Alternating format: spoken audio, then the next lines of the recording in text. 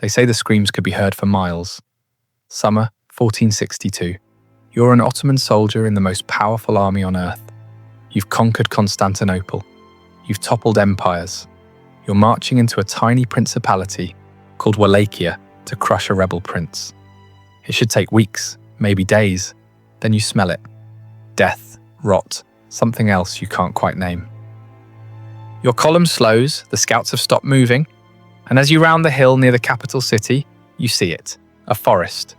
But the trees, they're not trees, they're human beings, 20,000 of them, your brothers, your comrades. Lifted into the air on wooden stakes, arranged in perfect geometric rows, as far as the eye can see. Some have been dead for weeks, their bodies bloated and black. Others are still moving, still breathing, still screaming. Your Sultan, the man who conquered the Byzantine Empire, takes one look and turns his entire army around. What kind of mind creates something like this? And here's the part that should terrify you. This wasn't madness, it was strategy. Cold, calculated, and horrifyingly effective. The story you think you know about Vlad the Impaler? It's a lie. Not because it didn't happen, but because the truth is so much worse. This is the full account of how one man weaponized human suffering so effectively that it changed the course of empires.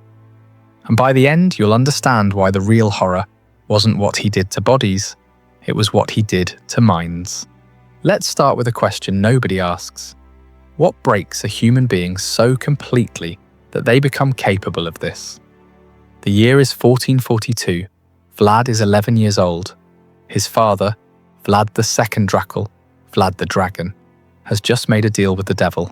Not a metaphorical one, a real one, with a name, Sultan Mehmed II of the Ottoman Empire. The deal is simple. Vlad II gets to keep his throne in Wallachia. In exchange, he hands over his two youngest sons as hostages. Insurance living collateral to guarantee his loyalty. So young Vlad and his brother Radu are torn from their home and delivered into the heart of the Ottoman Empire. Not as prisoners in dungeons, but as guests in the palace at Edirne and later Agriguz. They're given fine clothes, education, military training. They're taught Turkish, Arabic, philosophy, and the Quran. On the surface, it looks like privilege. But here's what the history books gloss over. This wasn't education, it was psychological warfare. Vlad spent his formative years, 11 to 17, watching his captors perfect the art of empire building. He studied how the Ottomans used fear as a governing tool. He witnessed public executions designed not just to punish, but to traumatize entire populations into submission. He learned that terror, when applied with surgical precision, was more effective than any army, and he learned something else. He was utterly powerless.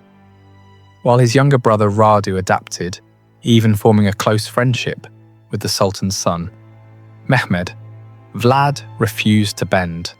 According to Ottoman court records, he was frequently punished for his defiance.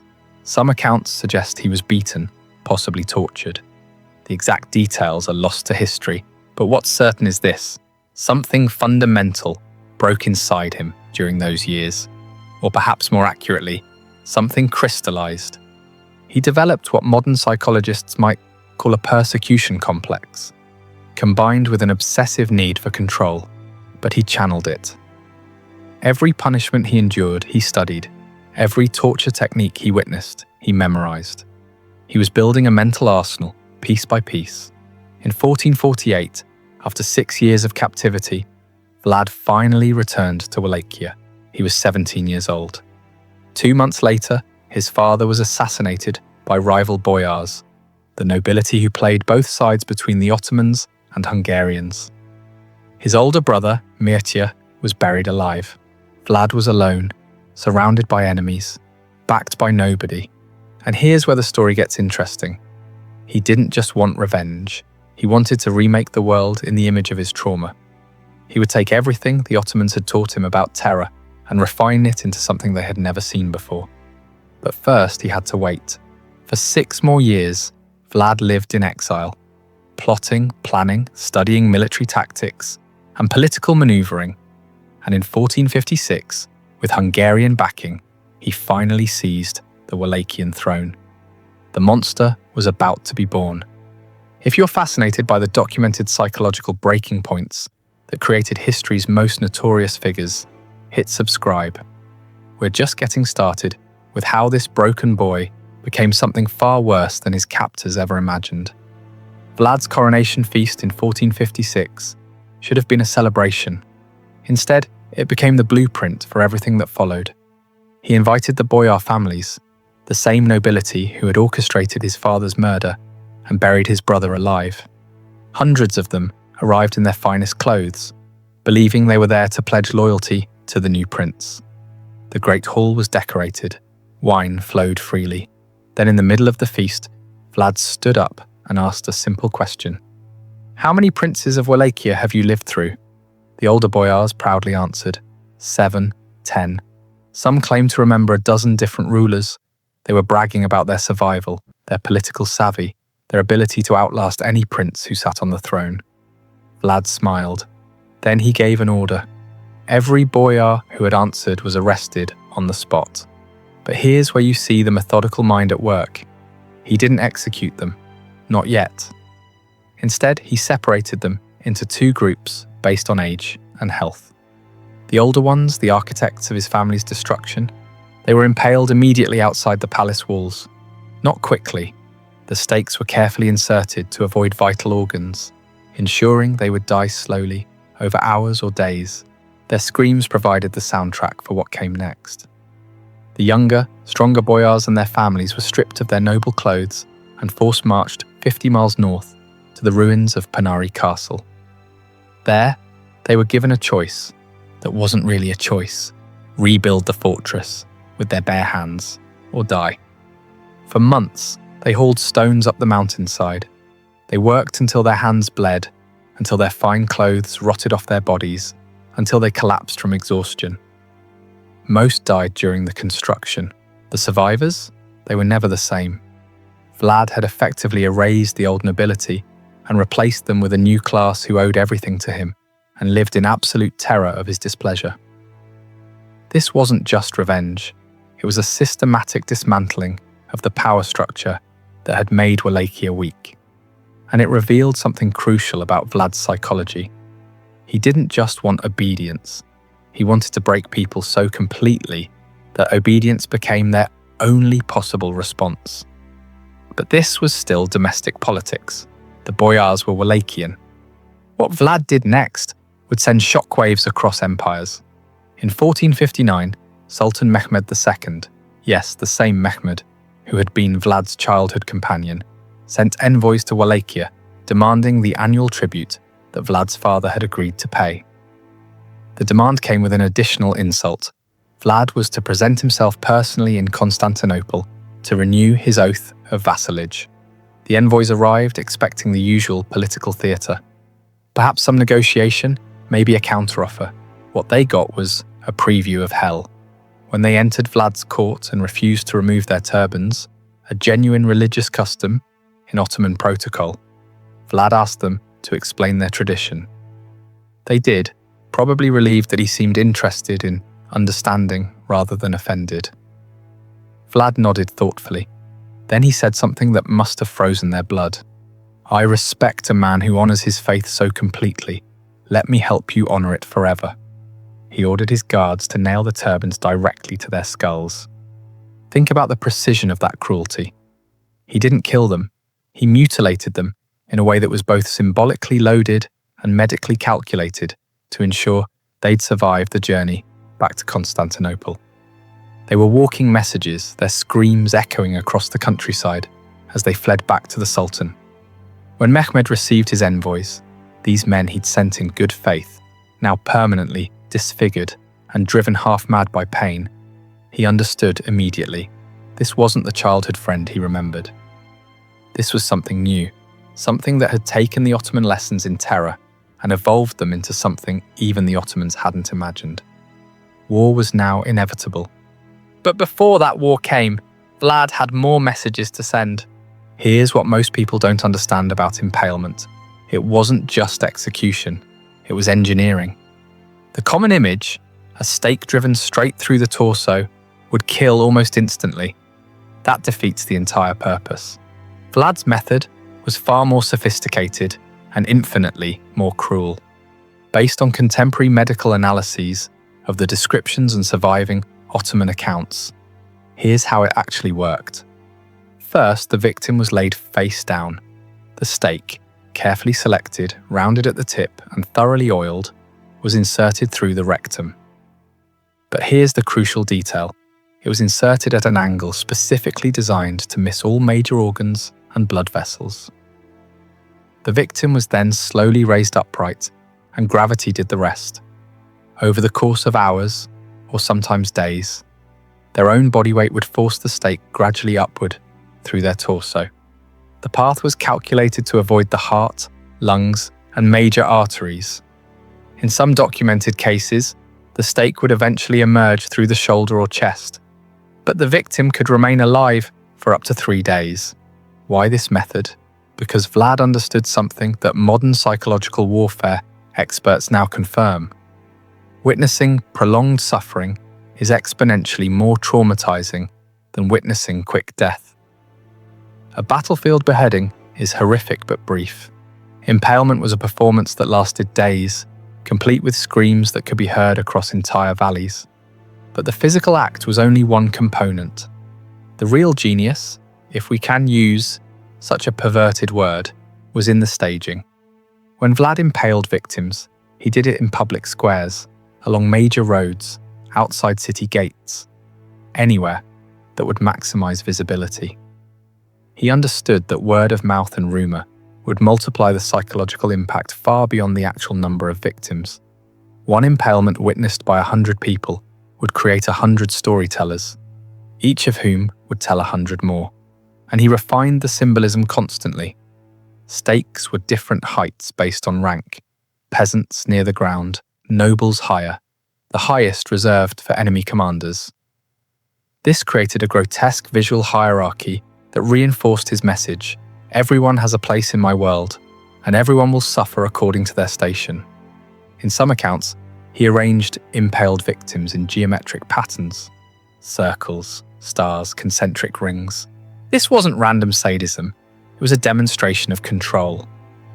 It said, I have so much power that I can turn human suffering into art. There's a German pamphlet from 1462, admittedly propaganda, but based on eyewitness accounts from Saxon merchants in Wallachia, that describes Vlad dining among the impaled. He allegedly had a table set up in the middle of a field of stakes, ate his meals surrounded by dying men, and seemed to enjoy the experience. Whether this specific incident happened exactly as described is debatable, but what's not debatable is the psychological message: I am so far beyond your understanding of human behavior that your horror doesn't touch me. The Saxons, who had their own complicated relationship with Vlad, circulated these pamphlets widely. They were some of the first mass-produced horror stories in European history, complete with woodcut illustrations. These images, crude but effective, spread across Europe and cemented Vlad's reputation. But here's the question nobody was asking. Was any of this working? Was terror actually an effective military strategy? Or was Vlad just a sadist with power? The answer came in the summer of 1462, and it would prove that Vlad's methods weren't just effective, they were devastatingly so. Sultan Mehmed II had finally had enough. By early 1462, Vlad had not only refused to pay tribute, but had launched raids deep into Ottoman territory south of the Danube. In one particularly brutal campaign, he crossed into Ottoman lands with a small force and, according to his own letter to the Hungarian king, killed over 23,000 people. He even kept a body count, categorizing victims by age and gender. Mehmed, who had conquered Constantinople at age 21, who had crushed rebellion after rebellion, who commanded the most powerful military machine on earth, decided to personally handle the Wallachian problem. In the spring of 1462, he assembled an army estimated between 60,000 and 90,000 men. The exact number is lost to history, but even conservative estimates put it at more than triple Wallachia's entire military-age male population. This wasn't an invasion, it was an extermination. Vlad had maybe 20,000 to 30,000 men total, many of them peasant conscripts with minimal training. A conventional battle would be a massacre. So Vlad did what he'd been planning since childhood. He refused to give them a conventional battle. As the Ottoman army entered Wallachia, they found nothing. Empty villages, poisoned wells, burned fields. Every potential source of food and water had been systematically destroyed. Vlad had ordered his own people to abandon their homes and retreat into the forests and mountains, taking their livestock with them. The Ottoman supply lines stretched longer and longer, and then the night raids began. These weren't typical skirmishes. Vlad had trained specialized units in guerrilla warfare. Small groups of men, maybe 50 to 100, would strike Ottoman camps in the dead of night, killing sentries, setting fires, and disappearing before any organized response could form. They targeted supply wagons, pack animals, ammunition stores. The goal wasn't to defeat the army, it was to make them paranoid, exhausted, and demoralized. But the masterpiece came on the night of June 17th, 1462. Vlad had learned from captured Ottoman soldiers that Sultan Mehmed himself was camped near Targovishte with his personal guard, the elite Janissaries. This was an opportunity that would never come again. Vlad personally led a force of about 10,000 men in what became known as the night attack. Under cover of darkness, they infiltrated the massive Ottoman camp with one objective: kill the Sultan. Contemporary accounts describe absolute chaos. The Wallachians were dressed in captured Ottoman uniforms and knew enough Turkish to cause confusion.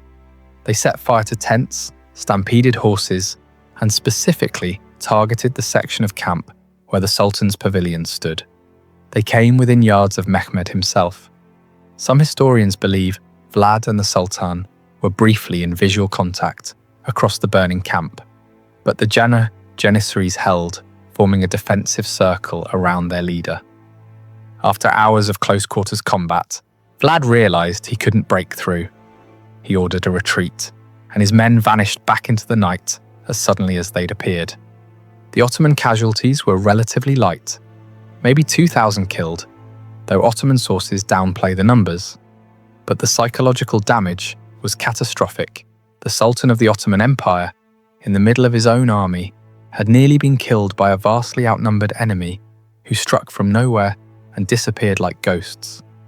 Mehmed's commanders were rattled, his soldiers were exhausted, and they were still weeks away from Constantinople, marching through a dead landscape where every shadow might hide an enemy. Then they reached the capital, and they saw what Vlad had been preparing for them.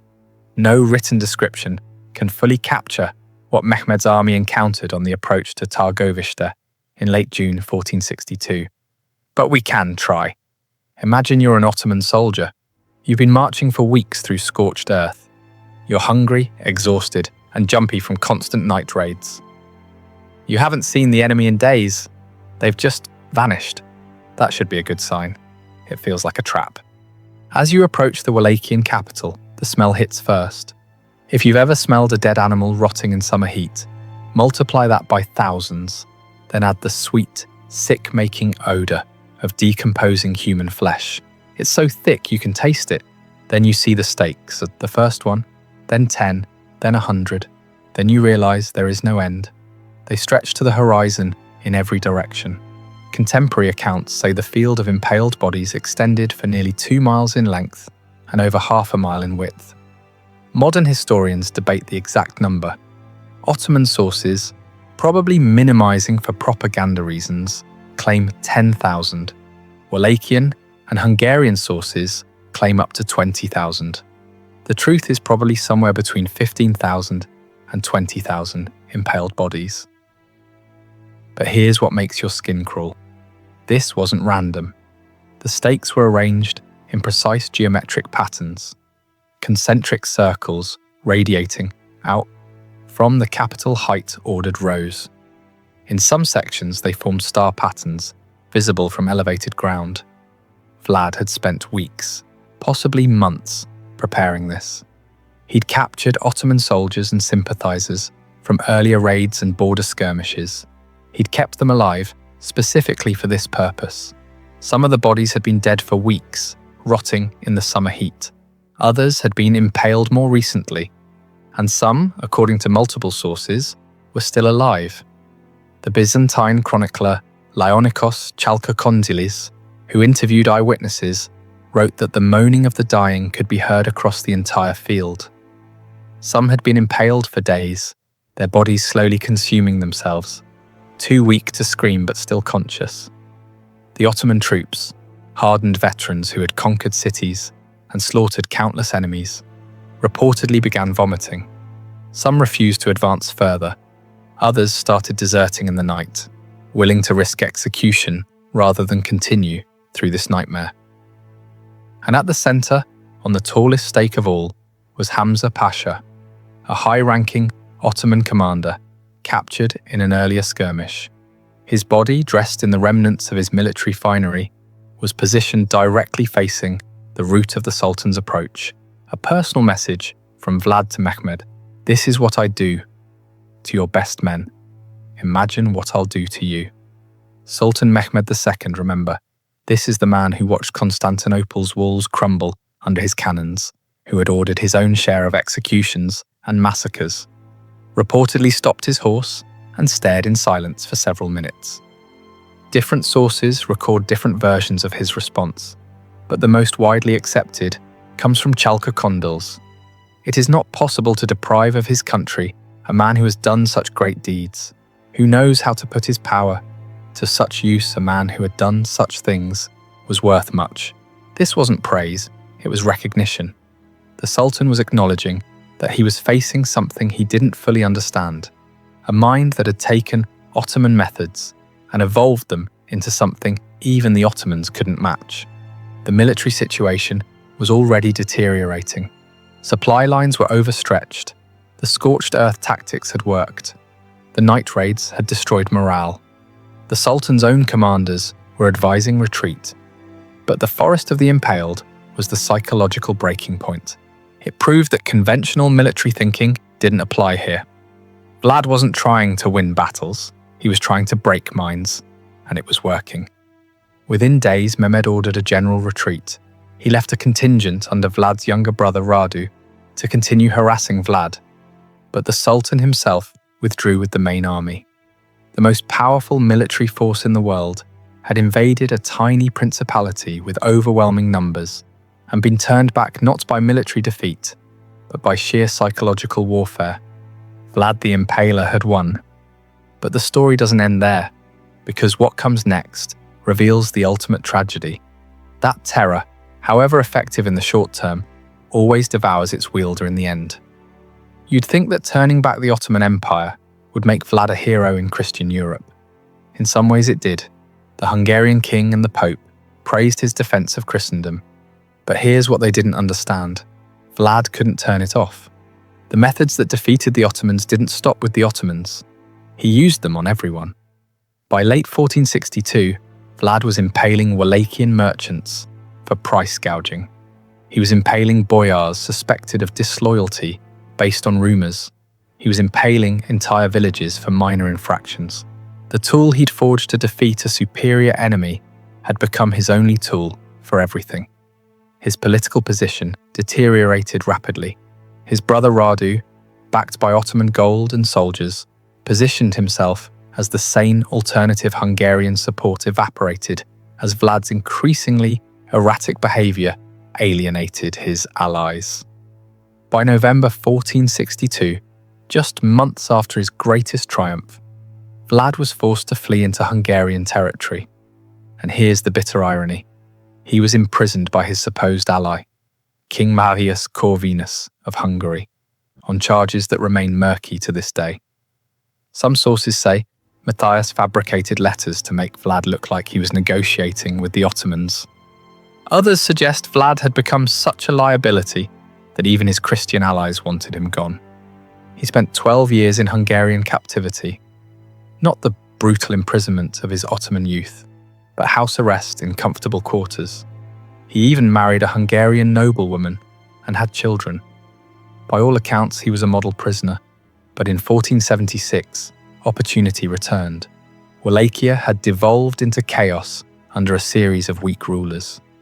Moldavia's prince, Stephen the Great, helped orchestrate Vlad's return to the throne, backed by Hungarian and Moldavian troops. Vlad reclaimed his throne in November 1476. He had maybe 2 months to rule. In December 1476 or January 1477, the exact date is lost, Vlad was killed in battle against an Ottoman force near Bucharest. The circumstances are murky. Some sources say he was killed by his own men, either through treachery or because they mistook him for an enemy in the chaos. Others say he was overwhelmed by Ottoman soldiers. What's certain is the aftermath. His head was cut off, preserved in honey, and sent to Sultan Mehmed in Constantinople as proof of death. After everything, the terror, the impalement, the psychological warfare, Vlad ended up as a trophy, displayed for mockery in the capital of the very empire he'd fought his entire life. His body was allegedly buried at Snagov Monastery on an island in Romania. Excavations in the 1930s found a tomb, but it was empty. To this day, no one knows where Vlad's actual remains are. So what do we do with this story?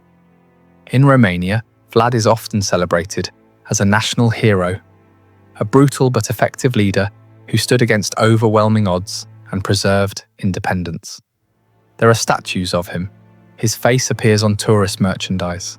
To the rest of the world, especially after Bram Stoker's 1897 novel, Dracula loosely borrowed his name and history, Vlad became synonymous with vampirism and supernatural evil, which, in a perverse way, lets us off the hook. It's easier to think of him as a monster, something inhuman, than to confront the real horror.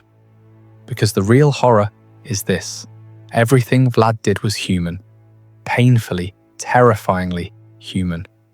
He wasn't born a monster. He was created by a system that taught him that power comes through terror, that survival requires absolute ruthlessness, that empathy is weakness. And he took those lessons and refined them to their logical extreme. The Forest of the Impaled wasn't madness. It was applied psychology. The night attacks weren't random violence. They were precision military strategy. Every impalement, every mutilation, every public display of suffering was a calculated move in a larger game. And here's what should keep you awake at night. It worked. Against impossible odds, using nothing but calculated terror, Vlad turned back an empire. He proved that fear, properly weaponized, could accomplish what armies couldn't. The question isn't whether Vlad was evil. That's obvious. The question is, what does it say about human nature that this method was so effective?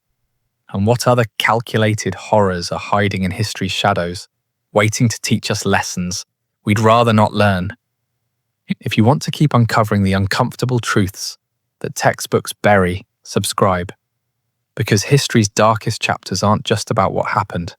They're about understanding why it worked. And that's the knowledge we can't afford to forget.